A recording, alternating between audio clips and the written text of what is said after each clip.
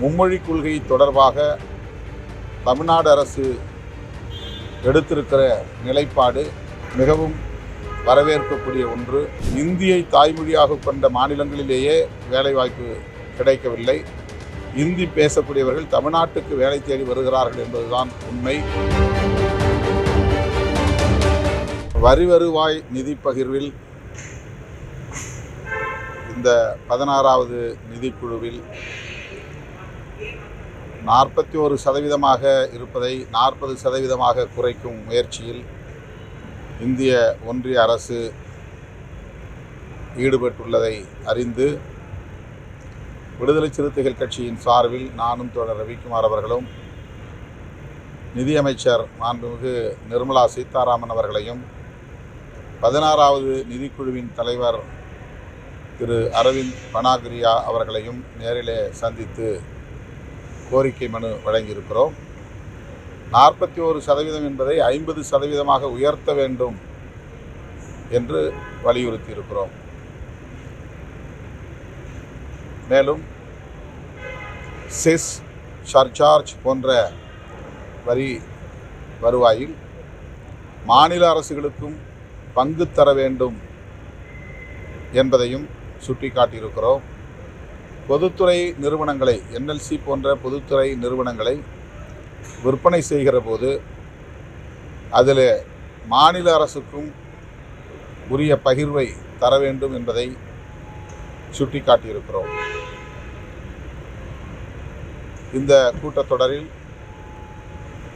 கல்வி தொடர்பான விவாதத்தில் அமைச்சர் தர்மேந்திர பிரதான் அவர்கள் தமிழ்நாட்டு மக்களின் உணர்வுகளை காயப்படுத்தும் வகையிலே பேசியது மிகுந்த அதிர்ச்சி அளிக்கக்கூடிய ஒன்று, வேதனை தரக்கூடிய ஒன்று. அதனை தமிழ்நாடு நாடாளுமன்ற உறுப்பினர்கள் அனைவரும் ஒருங்கிணைந்து கடுமையாக எதிர்ப்பு தெரிவித்தோம், கண்டித்தோம்,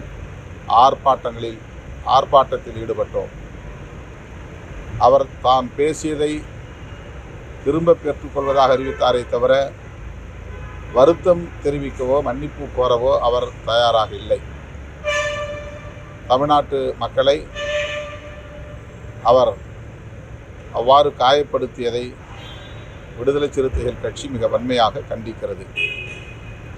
மும்மொழி கொள்கை தொடர்பாக தமிழ்நாடு அரசு எடுத்திருக்கிற நிலைப்பாடு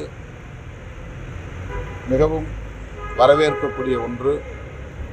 தமிழ்நாடு பாஜக தலைவர்கள் தமிழ்நாட்டு மக்களின் நலன்களுக்கு எதிராக தொடர்ந்து பேசி வருகிறார்கள். திமுகவையும் திமுக அரசையும் விமர்சிக்கிறோம் என்கிற பெயரில் தமிழ்நாட்டு மக்களுக்கு எதிரான நிலைப்பாட்டை அவர்கள் மேற்கொண்டு வருவது கண்டனத்திற்குரியது. இருமொழி கொள்கையே போதுமானது. தமிழ்நாட்டுக்கு மட்டுமல்ல, இந்தியா முழுவதும் அனைத்து மாநிலங்களிலும் இருமொழி கொள்கையை நடைமுறைப்படுத்துவதுதான் இந்திய ஒருமைப்பாட்டுக்கும் இந்திய மக்களின் ஒற்றுமைக்கும் ஏற்புடையதாக இருக்கும். ஆகவே மும்மொழி கொள்கை என்பதை அரசின் கொள்கையாக இந்தி பேசாத பிற மாநில மக்களின் மீது திணிப்பது கூடாது என்பதுதான் நம்முடைய தமிழ்நாட்டு அரசின், தமிழ்நாட்டு மக்களின் நிலைப்பாடாகும். ஆனால் பாஜகவை சார்ந்தவர்கள் ஏதோ இந்தியை படித்தால் உடனே வேலைவாய்ப்பு கிடைத்துவிடும், இந்தியை படித்தால் உலகம் முழுவதும் வேலைவாய்ப்பை பெற முடியும் என்பதை போன்ற ஒரு மாயத் தோற்றத்தை திட்டமிட்டு உருவாக்குகிறார்கள். இந்தியை தாய்மொழியாக கொண்ட மாநிலங்களிலேயே வேலைவாய்ப்பு கிடைக்கவில்லை. இந்தி பேசக்கூடியவர்கள் தமிழ்நாட்டுக்கு வேலை தேடி வருகிறார்கள் என்பதுதான் உண்மை. இப்படி இருக்க ஒரே தேசம் ஒரே மொழி என்கிற நிலையை எதிர்காலத்தில் உருவாக்கும் உள்நோக்கத்தோடு பாஜகவினர், பாஜக ஆட்சியாளர்கள் செய்வதை அம்பலப்படுத்துகிறோம், அதை எச்சரிக்கிறோம். சென்னையில் வருகிற 22ஆம் தேதி நடைபெறும் அனைத்து கட்சி கூட்டத்தில் மற்ற கட்சி தலைவரும் பங்கேற்று முதல்வர் தலைமையான நபர்கள் அழைப்பு விட்டுருக்காங்க. அந்த அனைத்து கட்சி தொகுதி மறைகிறது விஷயம் தொடர்ந்து இந்த நீட்டு உள்ளிட்ட விஷயங்களை தமிழக தென் மாநிலங்களால் பாஜக செவி சாய்க்காத நிலையில் இது இந்த மாதிரி ஒரு முன்னேற்றம் இன்னும் செவி சாய்ப்பாங்க.